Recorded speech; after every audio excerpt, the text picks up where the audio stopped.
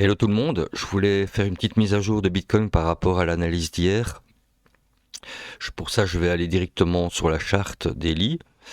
Donc, comme je vous disais dans les analyses précédentes, j'étais occupé à analyser le ralentissement en daily par rapport à la vague weekly de 3 ans. Donc, ici, comme je vous avais expliqué dans les analyses précédentes, où on avait donc une poussée et vague qui se terminait ici pour le 24 novembre.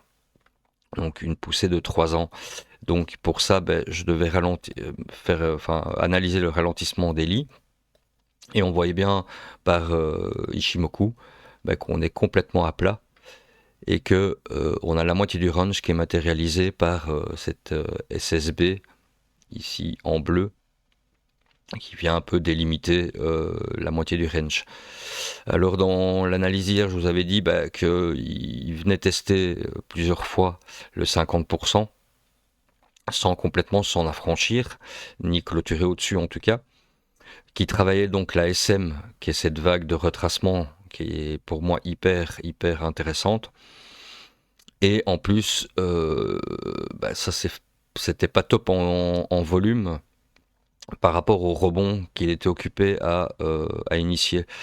On avait aussi la Shinku, comme je vous expliquais hier, qui aurait dû, pour avoir plus de facilité pour les haussiers, s'affranchir des prix rien plus tôt.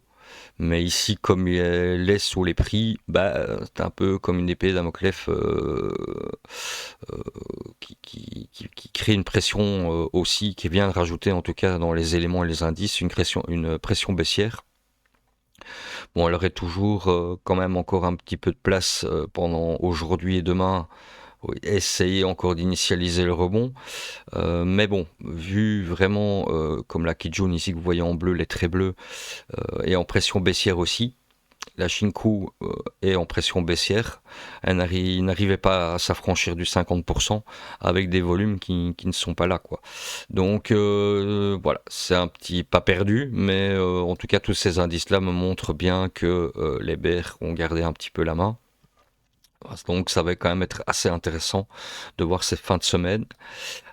Si il vient casser donc le point C qui est ici à 103 501, je validerai donc l'onde plus profonde de retracement qui, elle, pourrait m'amener jusqu'au vendredi prochain, 7 novembre, avec des targets qui, je vois, qui est assez intéressantes pour en tout cas les vendeurs dans leurs objectifs.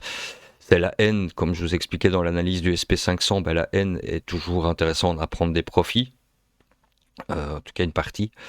Et on a la V ici, qui est sur un fair value gap daily à 90 623. Donc voilà un petit peu ce que je vais suivre sur les jours qui arrivent. Et je referai une vidéo pour voir un petit peu l'évolution de Bitcoin, quoi. Voilà, merci à vous, bonne journée.